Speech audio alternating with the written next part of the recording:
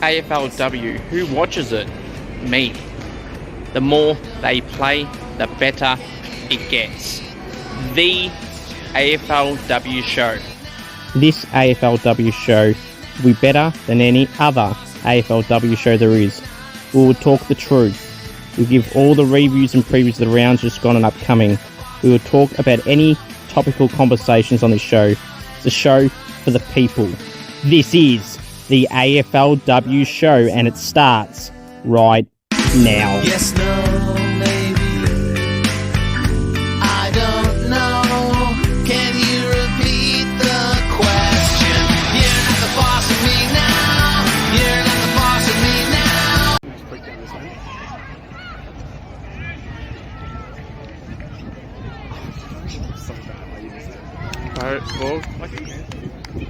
Oh, here we go. Oh, Master. Jeez, you're too good. Is that O'Loughlin? I can't tell. Unbelievable. Hello, everyone, and welcome to the AFLW show. I'm your host, Cooper, the sole admin of AFL Information, Trade Rumors and Results. And wow, what an interesting round of AFLW footy it was. 3 rounds to go. There's like 12 teams that can make it. The Bombers are closer and closer to the top 4. It's an interesting round of AFLW footy coming up, and you've got 3 rounds to go, as I said. I mean, there's probably only 4 or 5 teams that are not mathematically qualified, but realistically qualified. There's 3 spots really up for grabs. You got St Kilda, Collingwood, Carlton, Gold Coast, some of the clubs in that mix, Richmond as well, all in that conversation of potentially making the top 8. We've got a big show lineup for you guys and girls today. We have, obviously, the team of the week. Scoops goes bang. Review the rounds that's gone and upcoming. I'm going to go through my AFLW Fantasy team. And I'm just going to talk about my night at the Hawthorn Football Club last night, which I'll get to shortly. But yeah, we'll greatly appreciate if you hit the like button, subscribe if you haven't already. Yeah, and I just want to announce to my Scoops AFLW medal. I'm working behind the scenes to get some, how do I put it? Some of those plans have for the AFL Scoops medal. I'm going to try and implement on the women's AFLW medal, Scoops AFLW medal, and some other things in the background. So you're not going to find out exactly what it is just yet. But yeah, let's just right off the bat say I'm also saying that I'm trying to get more guests on the show. I should be having at least one more person on this week, potentially more. One should be certain, but until it happens, it happens. But should have a guest later in the week, and I might have some in between that maybe. I was working through things with some people at the moment. But yeah, let's go through the night at the Hawks for me. I got invited there to meet some of the players that were there, get shown around the place, all their gym and their offices and everything like that. Had some photos taken professionally as well on a professional camera. So I'll when I get that, I'll post that. I'm sure I will. And had a good chat. I was there for about 2 hours. Chatted with some of the Hawks' youngest and brightest stars, Anne Madonna, Mackenzie Eardley, and Sophie Locke. Now I will show you some of those photos right now. So there you can see on the screen there for Mackenzie Eardley. You're probably running, that's not really a photo, is it? No, because I'll get the professional photo soon. But as you can see in her hand, we do a box footy card unboxing. And you know what? Let's go to that video right here, right now. Maybe, I don't know.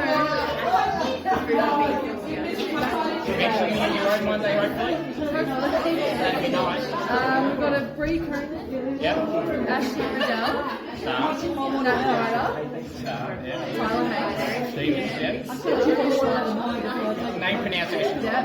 and Carabao. So no Hawks, but Chili's in the background. That technically counts. Mackenzie, thanks for coming.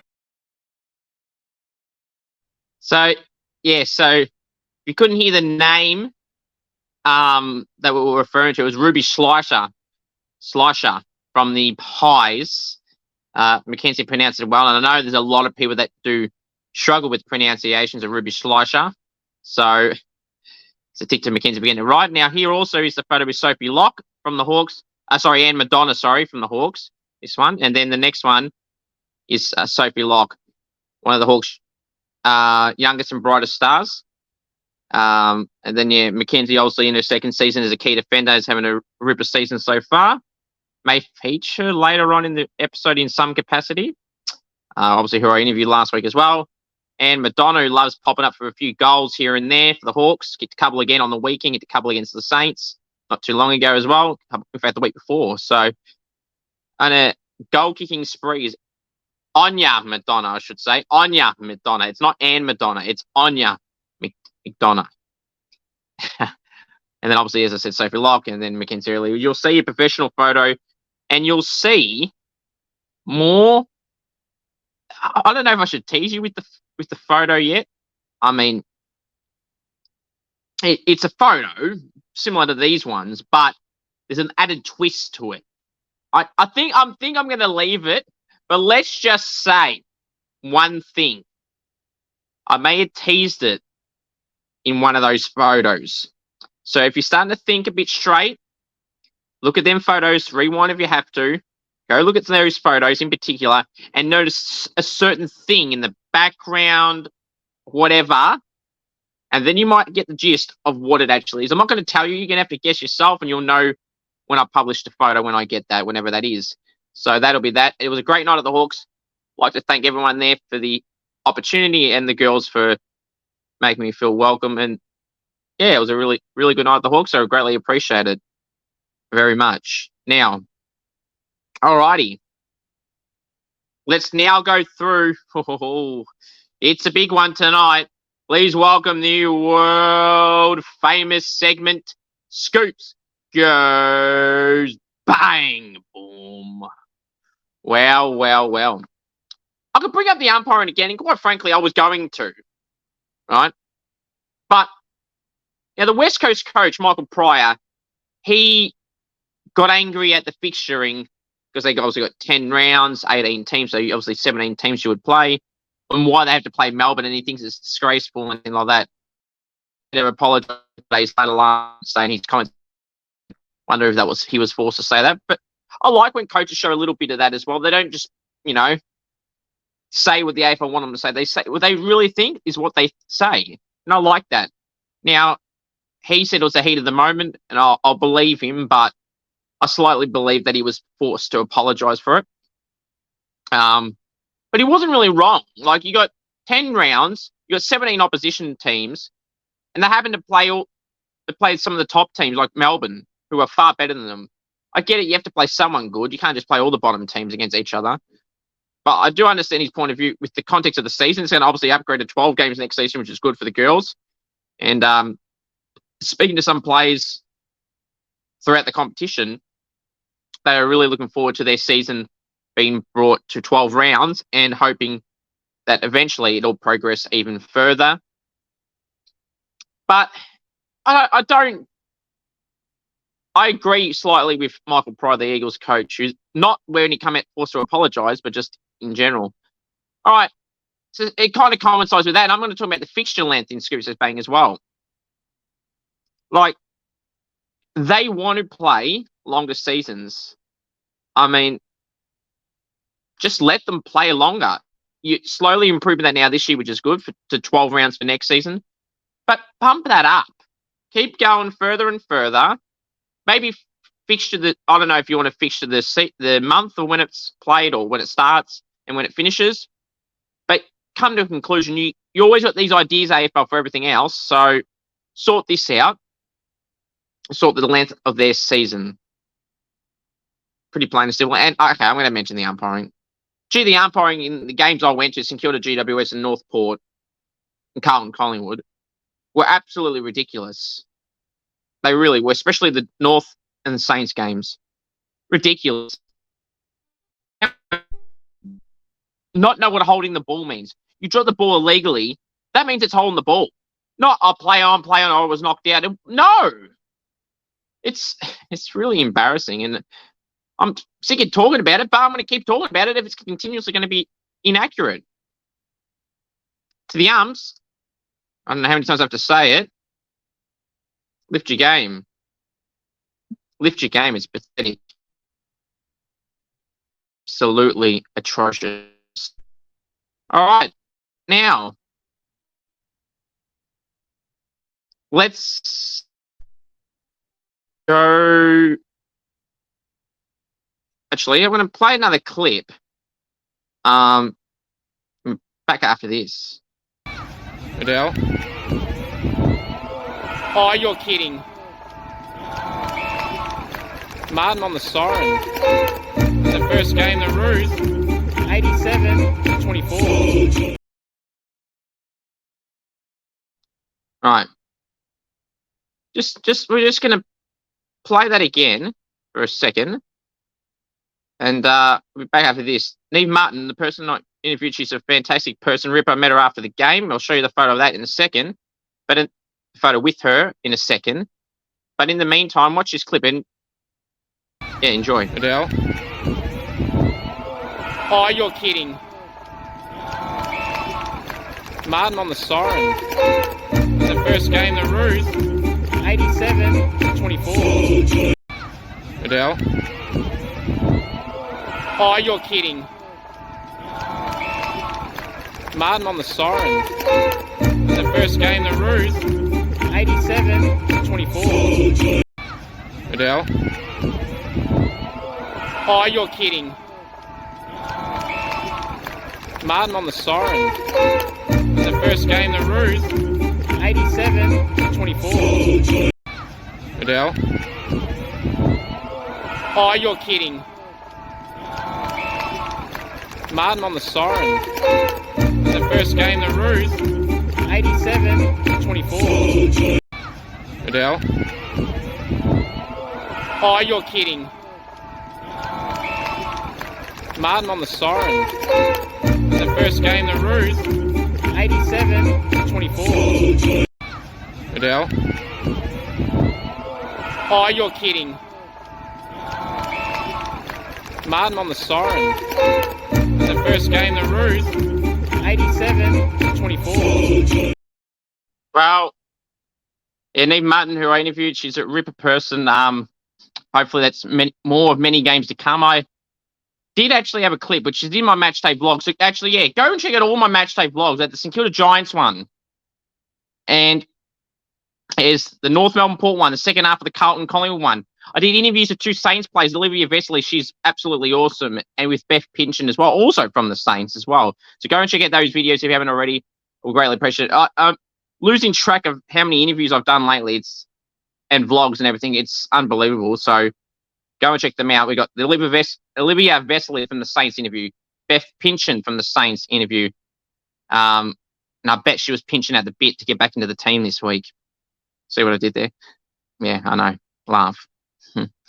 Yeah, Beth Pinchin, Olivia Vesely, Shelley Heath from the Demons, Mackenzie Eardley last week as well. A lot of interviews to check up on. So we greatly appreciate all the match day vlogs and everything in between. All of them will be in the recent videos. I'll pop some of the links down below.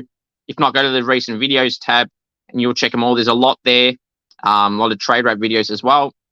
But yeah, here is, before we go through the team of the week, let's go through.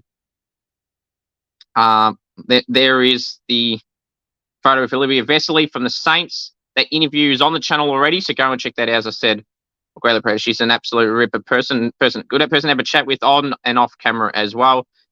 And there's the photos, the Saints girls, some of the Saints girls after the game, Georgia Patrikios, Ash Richards, Serene Watson, and Vesely, and there's more in the actual video, Janome Anderson, Jamie Lambert, and then the Carlton game, Abby Mackay, and for the Pies, Britt Benici and Bree Davey. And then obviously the North girls, Erica O'Shea, and her fellow Irish woman, Neve Martin, who I interviewed last week. She's a ripper. Good to have a chat to her, meet her as well again. Obviously spoke to her on the podcast last week, but it's nice to see her in person, have a good quick chat with her. She's a really nice person. Hopefully she can play more games for the Roos. Now, and hopefully play in the final series, because the Roos will be up there and they'll be they'll be in there at the end of the season. So hoping for her sake that they can go all the way to the top, the North Melbourne Football Club. Now, let's now go through my AFL team of the... Oh, that's going to be a bit of a... Isn't it? Okay. I want to play funny bugs. I was put the graphic up. Not allowing me to, so just give me a second. Oh, that better work now. Okay, good. All right. Now it's on to my AFLW team of the week for round 7. AFLW round 7 team of the week. From the back line, the pockets, Charlotte Thomas and Vivian Sard. Fullback, Brenna Tarrant. Backline, the flankers, Erica O'Shea and Ella Roberts. Centre half back, Mackenzie Eardley. Wingman, Neve Kelly and Amy McDonald. Centreman, Ebony Marinoff. Half ball on the flankers, Elise Jones and Jacqueline Dupay. Centre half forward, Alyssa Bannon, who kicked 5. Forward pockets, Elise O'Loughlin and Ash Richards. Full forward, Caitlin Gould. Ruckman, Stephanie Wales. Rovers, Ash Riddell and Jasmine Garner. Interchange, Zali Goldsworthy, Lily Postlethwaite, Mia King and Bree Davey. The sub, Jenna Bruton. The emergencies, Michaela Kane, Elise Sharon and Georgia Patricios. Here is the team of the week. Now, some of the reasons for it. Comment down below what your thoughts are. If you are happy with that, if you would have made any adjustments. Despite the Eagles getting pummeled, I thought that Charlotte Thomas and Ella Roberts were terrific. You know, over 20 disposals for key position players. A lot of intercept possessions. They just deserved a spot on the team. They were very good. Their teammates around them, not so much, but I thought those two held their own. Brenna Tarrant, the Swans loss. I thought she was still very good at like 12 intercept possessions, around 16 disposals. She was absolutely terrific. Vivian Sard, yes, the Suns lost as well, but she was also terrific. Had like 15 1%ers, intercept possessions, and it's just like 20 disposals for a defender. He's just awesome, and she deserves to spot the team. Erica O'Shea, the Roos, heavily featured here. She was terrific. Around 18 disposals for a defender.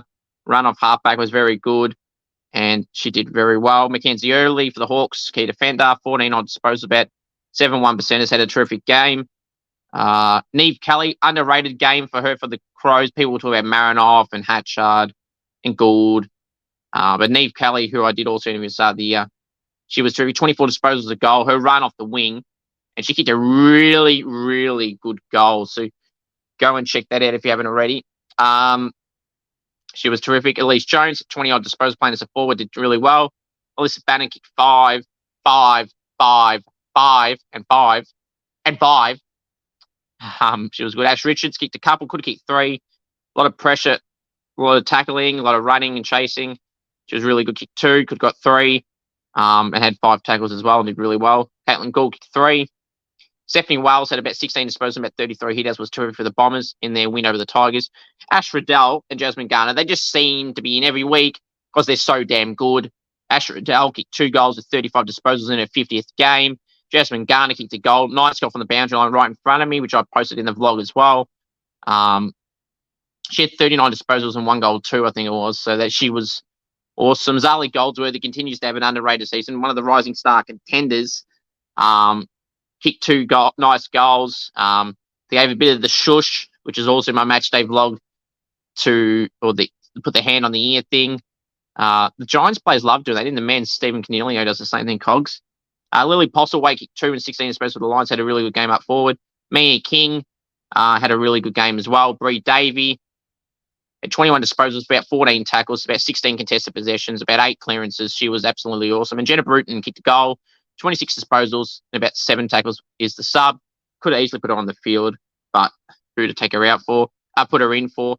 Emergencies are Michaela Kane from the Pies had a really good game. Elise Sharon for the Tigers did well, and Georgia Patricios for the Saints was terrific with 20 disposals. It was very close, but Jenna Bruton was just ahead.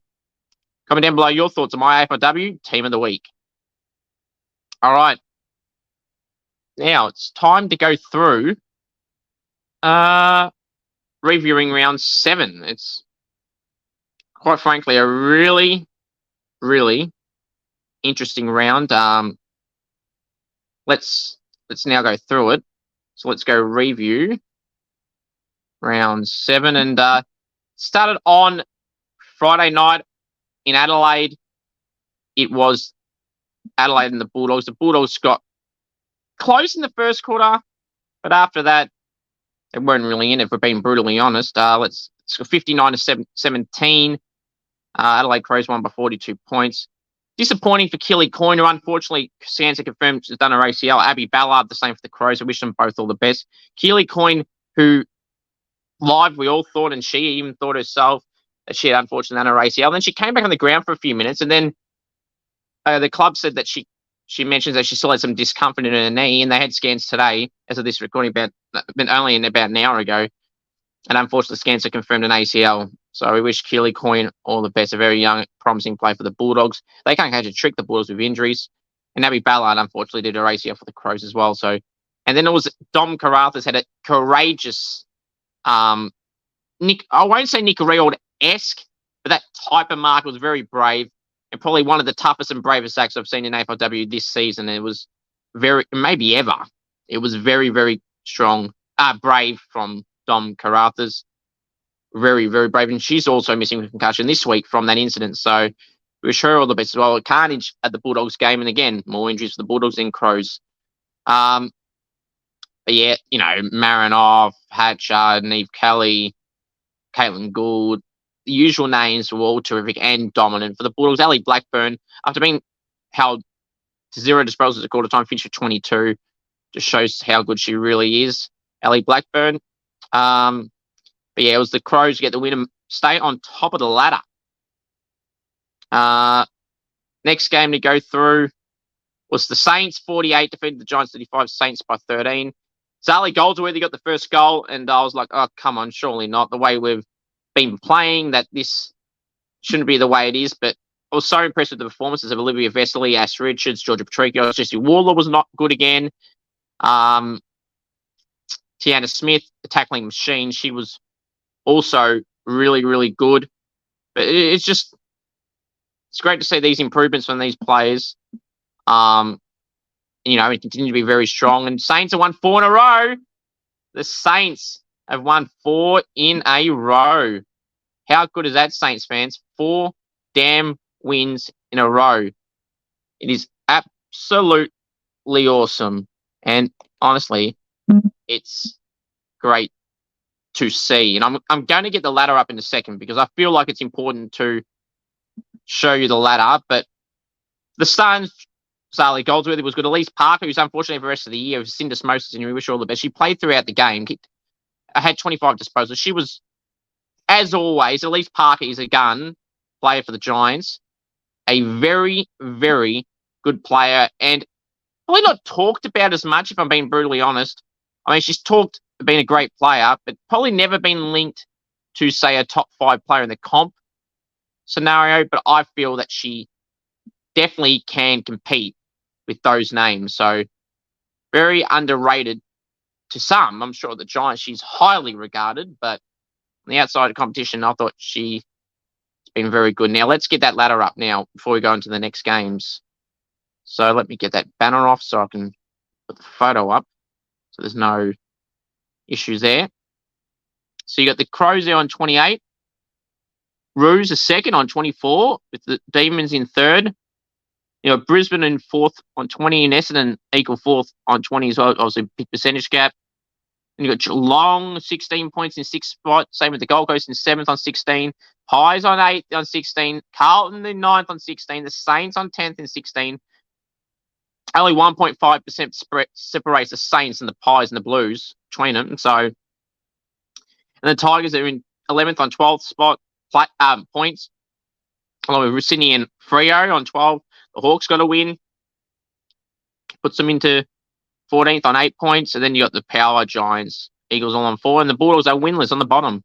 Those bottom 4 are completely done. For the Hawks, they would have to win all their 3 games and hope results go their way, so that's a bit unlikely. I don't see the way Freo's playing that they'll make it. Sydney, if they had beaten the Hawks, they would have been a good chance to make it, but I don't think they do. So I really do think it's down to 11 teams for 8 spots. Saints, Blues, and Tigers can all still potentially make it. And Gold Coast, Geelong, and Collingwood could easily all fall in. Essendon got the Eagles this week because they should be realistically pumping them. And Matty Pasparkas is out too with suspension this week for the Bombers. It'll be a big blow, but they're playing the Eagles, so they should give them the old heave-ho. I know that's the wrong team, but don't care. Yeah, let's go through the next game now, which was... let's get it up. Yeah, it was Geelong. That's what I thought. Geelong 47 defeated the Doggers 23. Geelong by 24. Amy McDonald was terrific. Nina Morrison was really good. Claudia Gunjaka was solid as well. A lot of their key defenders were really, really strong. Emma O'Driscoll was one of Freo's better players. Hayley Miller was well held. She had bugger all, around 10 disposals only for a midfielder, and their captain. Pretty disappointing from the leader. Ola Lally was pretty solid as well. Yeah, Geelong just stayed in front for the whole game and got them the win in the end. They didn't really blow them out too far, but 24 points is a convincing win, though, for Geelong. On Saturday in Sydney, it was Sydney 26 defeated by the Hawks 40. Sophie Locke, who you've seen in the photo with earlier, had a good chat to a lot of those Hawks, as I mentioned last night, and they were really happy with their win. Made it even more sweeter for them that they won away from home, makes that flight so much more better than obviously when you lose. But they seem to be obviously seeing a lot of them last night. See, they gel together. They're realistic in what their expectations are. They're really happy with how they've progressed this season. Obviously, I can't say too much, but yeah, they're really happy with how they're going at the moment to progress with this good away win against Sydney, who are a similar level side to them, but you know, Sydney had a bit more on the line at that stage before the game because they were only a game out of the 8. And now they've wrecked Sydney's chances probably of making it now. I mean, they're playing in Cairns on Friday night against Richmond, and who knows? Hawthorn have done a pre-season in Cairns, so we'll get to that when we get to that game. But yeah, it was a great win for the Hawks. Mackenzie Eardley was terrific. No bias, legitimately was good.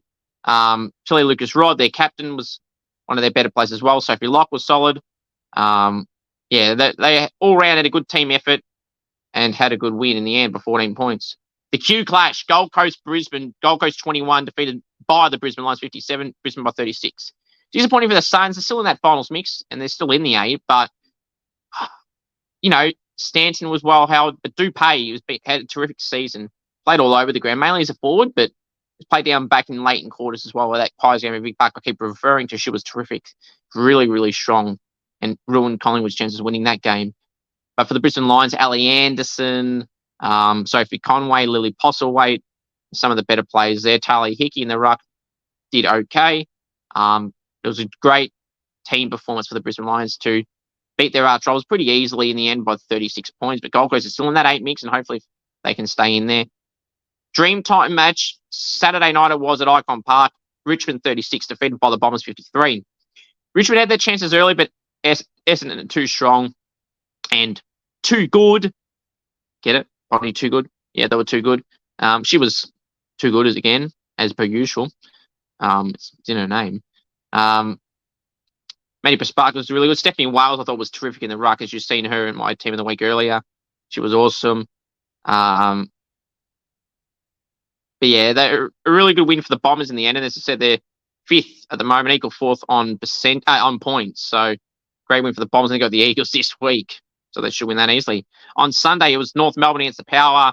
North Melbourne 87 defeated the Power 24. Kangaroos was 63 points.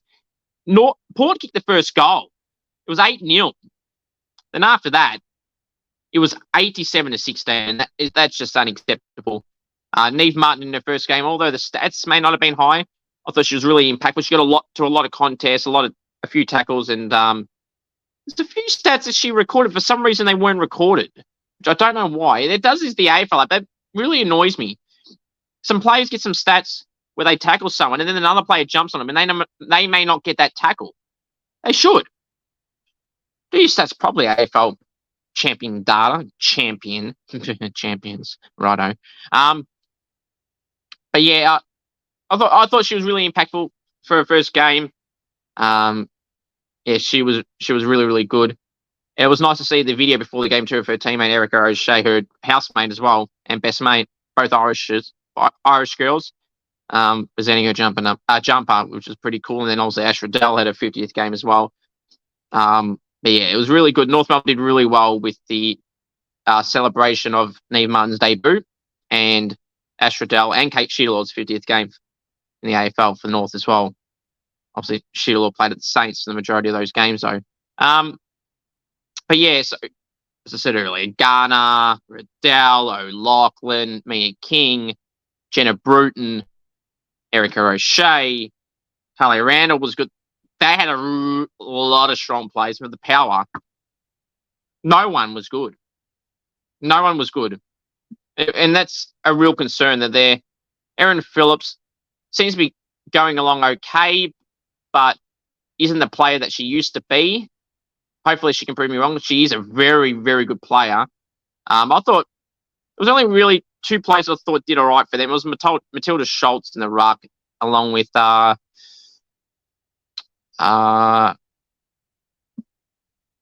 Jasmine Stewart in defence as well. I thought she did very well for the power as well. But outside of them, those two, not much, which is a bit of concern for the power. Next game to go through was the game at Icon Park. It was Carlton and Collingwood. Carlton 10, Collingwood 27. Pretty bad conditions, if I'm being honest. Rain and wet conditions for the second half in particular. But yeah, Mia Austin got the Blues' only goal, which I got on film as well. But the Pies, Britt Benici, Brie Davey, Sarah Rowe in her 50th was solid. Tani White, she's got a black eye still. It's got even worse. She's been a terrific pickup for the Pies. I never wanted to lose it from the Saints. Very underrated player is Tani White. But yeah, as you saw after the game, met Abby Mackay from the Blues. Really nice person. So was Brie Davey and Britt Benici as well. All right, let's go to the next game. The final game of the round is the game that Michael Pryor wasn't happy about the fixturing of. West Coast 12, 2 straight 12 to Melbourne, 11-16, 82. Melbourne by 70 points. Big win. Bannon kicked 5. Tyler Hanks was really good. Olivia Purcell was good. Megan Fitzsimon was good. The whole team was good. Yeah. They had a few outs in Melbourne this week. Thought Eliza McNamara was pretty solid as well. Shelley Heath was solid as well. So that all round, they were really good, the Demons, and I didn't expect anything less from the Demons. I knew they'd give West Coast a thumping, and that they did. Melbourne, North Melbourne, and Adelaide for me, and Brisbane are the 4 clear standout teams at the moment, and Essendon are that smoky team as well. But they'll have to compete a bit better against the top 4 sides. So if they're going to compete later in the season, the Bombers, but for the Eagles this week, which they should pump as well. And speaking of all that, we'll get to that in a second. But in the meantime, let's go through my AFLW fantasy team. I've made 3 trades yet again, but that's, to be honest, it's not really a surprise.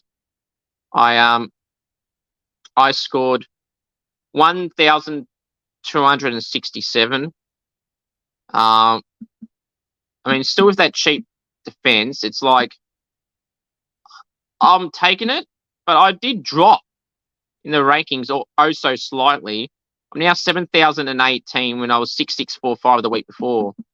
So let me just get that banner up. So 7018 is my fantasy ranking at the moment. It's a slight decrease by about 400 or so, but I mean, I'll take it, I guess. And 3 trades I didn't make. I'm still keeping that model of, or the defenders are just going to be all cheap. There's no clear standout defenders at a higher price are doing much better. They might be scoring about 10, 15 more points on average per round. But for the money gap, it's not worth it for my eyes. So I've got Madeline Scanlon still, got Mia Bush in there. There's some other players in that defence that are pretty cheap as well. That's what I'm running with at the moment.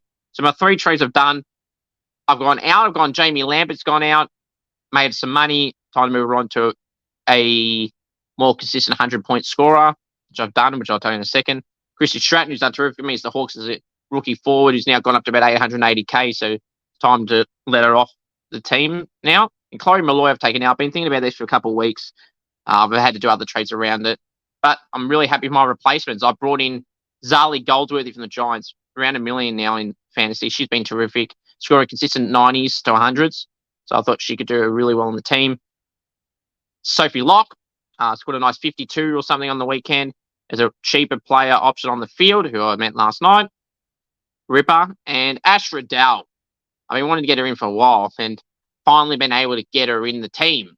Laura Gardner's the other one I want to get in the form line, but I keep missing out on the price. She's just 1.4 mil or something. It's just too hard to get it. Even throwing out plays just to fit her in doesn't work. I'm not trading a premium, high-end premium just to get her in. It's the same. It's just a sideways trade, as I call it in the Supercoach as well. But that's my team so far. Let me know what yours is down below. I'm pretty happy with how I'm going, though. I'm pretty consistent in the rankings. I'm not dropping a ton down, while I'm making a little bit of ground or stagnating around the same, which is okay. I've had some jumps. So there's some players that I have and I'm really happy with how they're performing. My midfield's got Riddell, it's got Garner, it's got Charlie Rowbottom. I'm really happy with my midfield. Then Ali Morford is the Swans young ruck who I've got in the team. And also, too, I will be revealing my AFLW All-Australian team at the completion of round 10, which is the end of the home and away season, just like with my Scripps AFLW medal. So go and check that out. When I do that, I would greatly appreciate it very much. Now, congratulations to the Kira Mueller from the Crows and Emilia Yasia from Richmond for both winning the Rising Star nominations for the round. Great effort to both those girls. Yasia kicked 3. Emily Mueller had about 16 disposals and had a really good game for the Crows. Now let's go preview round 8. Right, let's get it up. So, big round. A lot of those teams that I just mentioned. Let's go through the games. Friday night in Cairns, 7:45 Victorian time. It's the Hawks hosting the Tigers. I mentioned earlier, the Hawks did a pre-season camp in Cairns. The girls were telling me, so they got really adjusted to those conditions pretty well. Richmond had never been there before. So I'm going to tip the Hawks purely off that alone. So I'm going to go for the Hawks here in what you would say is an upset, but different conditions, neutral ground as well. But the Hawks are a bit more accustomed there than the Tigers are because they've trained there in the preseason camp. So I'll be going the Hawks there. On Saturday, Whitten Oval, 105 Bulldogs hosting the Swans. I'll be going the Swans, so that keeps their final hopes alive if they win that. If they lose, they're out. Not mathematically, but realistically. On Saturday, 3 or 5 p.m. at Brighton Homes Arena in Queensland, it's Brisbane hosting the Crows. This will be a ripper dipper. And I'm going to go the Crows in this one. 3 or 5 p.m. also on Saturday, it's the Giants hosting Carlton at Henson Park in Sydney. I'm going to go Carlton to bounce back in this one. 5:05 p.m. Saturday night, twilight technically, at Alberton Oval in Adelaide. It's Port Adelaide hosting Gold Coast, 5:05 p.m. Victorian time. We're going the Suns to bounce back here. Saturday night, this is going to be huge. Melbourne v North Melbourne, 7:15 p.m. Saturday night at Icon Park, Victorian time. Cool. Melbourne had a huge win, and so did the Roos. No, you know what? I'm going to tip North Melbourne. The way they played was so damn strong. It took them probably half a first quarter to get into gear. Melbourne, very good too. They're very strong. The game I watched against Geelong, they were very strong early in the year. North Melbourne, that was. Melbourne Demons.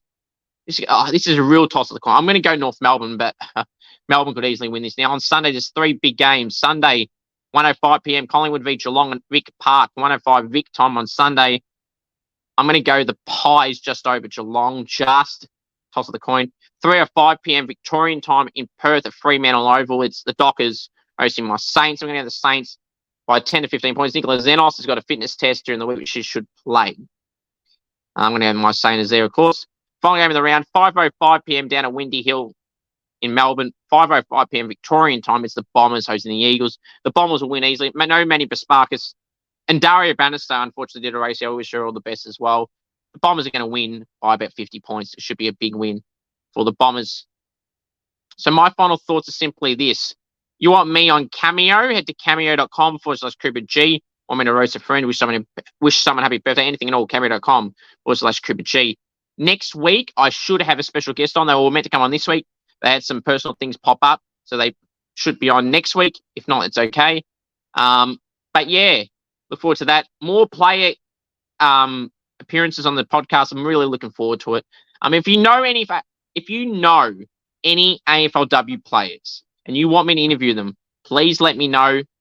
And I'll send them a message, or message me and say, hey, I know someone, or hey, I would love for you to interview this person. Message me and tell me that, or tag me in that post I did a couple of days ago on Instagram and Facebook, saying for the tag a player that you would like to see me interview next, and then I'll try and sort them out. I message a bunch of players every day and whatnot.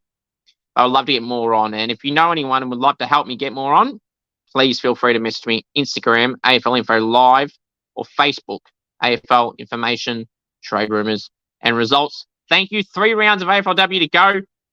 Special guest next week on the show, hopefully. More player interviews this week, and more in the past. Go check them out if you haven't already. So the next time, have a great one. The most important thing of all, remember, is go the Saints. And of course, acknowledge me, the one. Will the Saints win 5 in a row after playing the Dockers this week? Come on, Sainers. And all aboard the Watson, Xenos, Patricios, McDonald, and Richards train. Go Saints!